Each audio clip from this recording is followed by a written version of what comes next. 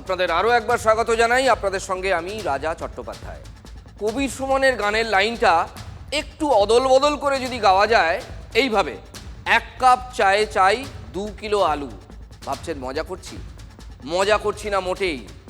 সত্যি সত্যি সেই কাণ্ড ঘটছে। দামি কোনো দোকানে নয়, হুগলির গোঘাটের দোকানে দোকানে এই কাণ্ড ঘটছে। ঠিক গোঘাটের একটি চা দোকানে উঠে এলো এমন চিত্র যেখানে এই আলু দিয়ে চা খাচ্ছে, আলু দিয়ে চাষিরা চা খাচ্ছে।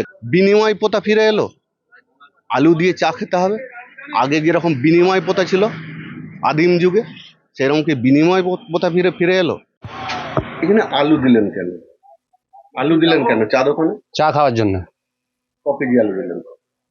Kilo 2 2 KG. ক টাকা দাম 2 কেজি আলু?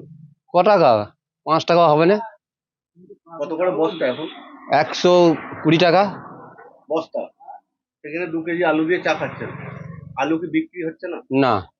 আর তারা মাঠ থেকে এসে আলু নিয়ে আসছে, চায়ের দোকানে দিচ্ছে এবং তারা চা খাচ্ছে। চাষিরা আলু দিয়ে চা খেলো, আলুর যা দাম সেই হিসেবে তাদের হাতে পয়সা নেই চাষিদের হাতে, তাই দোকানে চায়ের দামে তার বদলে আলু দিয়ে চা খায়।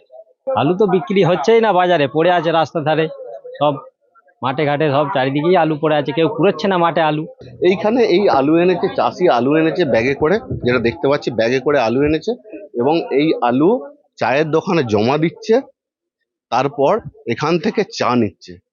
এই তো চায়ের দোকানে চা খেতে আসছে, 2 কিলো আলু দিলে 1 কাপ চা পাওয়া যাচ্ছে।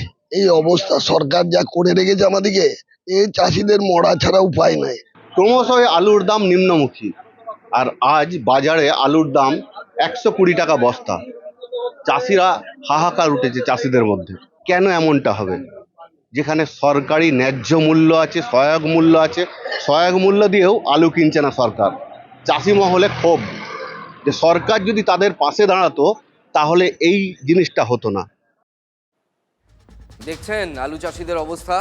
আপনি তো রোজ বাজার করতে যান, বাজারে 2 কিলো আলুর দাম 40-50 টাকা। 2 কিলো আলু দিয়ে আলু চাষি কিনছেন 5 টাকা মূল্যের চা। বলা ভালো কিনে খেতে বাধ্য হচ্ছেন। বিনিময় প্রথা। আসলে আলুর বাজারে ধসা রোগে বিপর্যস্ত, একদম শুয়ে পড়েছেন কৃষকরা। দাম নেই, বিক্রি নেই, সরকার নেই, ব্যবসায়ীরাও নেই। আবার আলু বেশি দিন যদি খেতে ফেলে রাখা যায় তাহলে সেটা পচে যাবে, ফলে সেটাও সম্ভব নয়। আলুর বাজারে এই ধসা রোগটা কেন বলুন তো? রাজ্য সরকার ঘোষণা করেছে প্রতি কুইন্টাল 950 টাকা দরে কৃষক পিছু 35 কুইন্টাল অর্থাৎ 70 বস্তা করে আলু কিনবে সরকার। সরকারিভাবে ঘোষণা হয়েছে 950 টাকা কুইন্টাল হিসেবে চাষিদের কাছ থেকে সরাসরি আলু কিনবে সরকার, কিন্তু সরকারি লোকজনদের মাঠে দেখা যায় না। দিদিমণি যে বক্তব্য রাখছে 950 টাকা দিয়ে আলু কিনবে, তার কোনো প্রতিক্রিয়া নাই, তার কোনো ব্যবস্থা নাই। সরকার এখন টুঙ্গে উঠে বসে আছে। সরকার সে বসে বসে ফুটুনি মারাচ্ছে, নবান্নে বসে বসে। ভোটের চমক কিনা জানিনি, তবে কৃষক আর সরকারের পাশে থাকার মতন কৃষকের আর পরিস্থিতি নাই। দিদিমণি প্রতি বছরই বলে, তার কোনো ব্যবস্থাই করে না। আমরা তো আজ অবধি দিদিমণির ওই ডিক্লারেতে কোনো 1 বস্তা আলু দিতে পারি। সরকারকে বরং বলবেন চাষিদিকে একখানা করে দড়ি পাঠিয়ে দিতে, যাতে ওই আমাদের ওই চাইনি, লক্ষ্মীর ভাণ্ডার চাইনি। আলুর বাজারে ধসা রোগের এটাই একমাত্র কারণ নয়। সরকারি সিদ্ধান্তে অন্য রাজ্যে আলু পাঠানো বন্ধ, তাই ব্যবসায়ীরাও আলু কেনায় উৎসাহ দেখাচ্ছেন না। জমিতে পড়ে থাকা আলু কুইন্টাল প্রতি 240 টাকা দরেও কেনার লোক নেই। চাষিরা বলছে যেহেতু বাইরের রাজ্যে আলু যাচ্ছে না, সেহেতু ব্যবসাদাররা মাঠে নামেনি, তাই আলুর দামটা ক্রমশই নিম্নমুখী। গত বছর কিনবে বলে ব্যবসাদারকে উৎসাহ দিল, ব্যবসাদাররা দিদিমণির থেকে বেশি দামে আলু কিনলো, কিন্তু ব্যবসাদারদেরকে বর্ডারটা সিল করে দিয়ে ব্যবসাদাররা লস খেলো, তারা ঘর ঢুকে পড়েছে। চাষি এখন নিজে চাষ করে আলু বিক্রির কোনো রাস্তা নাই। বাইরে আলু যেতে দিচ্ছে না সরকার, আর বর্ডার বন্ধ করে দিয়েছিল শুনছি, যেটা সেই জন্য নাকি আলু বাইরের রাজ্যে কেউ কিনতে চাইছে না। আলুগুলোকে আজকে বাইরে ইম্পোর্টেড করতে হবে না? আমি ব্যবসা করিনি নাকি? আমি কেরালা আলু নিয়ে গেছি, মহারাষ্ট্র আলু নিয়ে গেছি, উড়িষ্যা আলু নিয়ে গেছি, তামিলনাড়ু আলু নিয়ে গেছি। আলু কেউ নিতে চাইছে না, মাঠে আলু পড়ে থাকছে, কোনো ব্যবসাদার আসে না আলু কিনতে। দিদি ঝগড়া করে সবারই সঙ্গে রেখে দিলে হয় কখনো? বিঘায় 10-12 থেকে 13,000 টাকা লস হচ্ছে। চাষের খরচ বেড়েছে, ঋণ নিয়ে চাষ করেছেন কৃষকরা।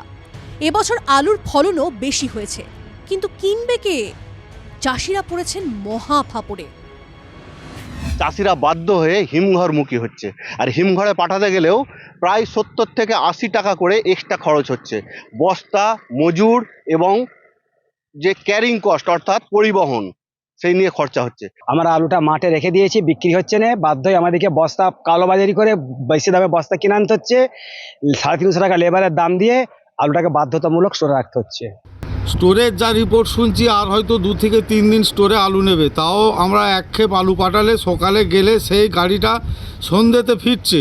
স্টোর ভর্তি হয়ে যাচ্ছে, চাষ এমনি ফলনে বেশি হয়েছে, চাষ বেশি হয়েছে, চাষি আবার বিষ খেয়ে মরবে। এই আলু ভাঙা সারা হয়ে গেলে এবারে দৌড়ে দৌড়ে ভিক্ষে করতে হবে। কেউ দিলে সাহায্য করলে খেতে পাবো, না হলে পরে ওই অনাহারে শুকিয়ে মরবো। তাহলে অন্য জায়গায় যে 20 টাকা কেজি আলু বিক্রি হচ্ছে কলকাতায়, কিভাবে হচ্ছে? সেটা ব্যবসাদাররা বলতে পারবে, আমরা কি করে বলবো? প্রশাসনিক যারা লেভেলে আছে তারা জানবে। যখন পাঞ্জাব বীজগুলো হাই রেটে বিক্রি হচ্ছে তখন গভর্নমেন্ট আসেনি, যখন সারের কালোবাজারি হচ্ছে তখন গভর্নমেন্ট কোনো পদক্ষেপ নেয়নি। কৃষকরা 2.5 টাকা কেজি দরেও আলু বিক্রি করতে পারছেন না, ঋণের বোঝায় ডুবেছেন। আর বাজারে আলু বিক্রি হচ্ছে 20-25 টাকা কেজি দরে। সরকার নির্বিকার।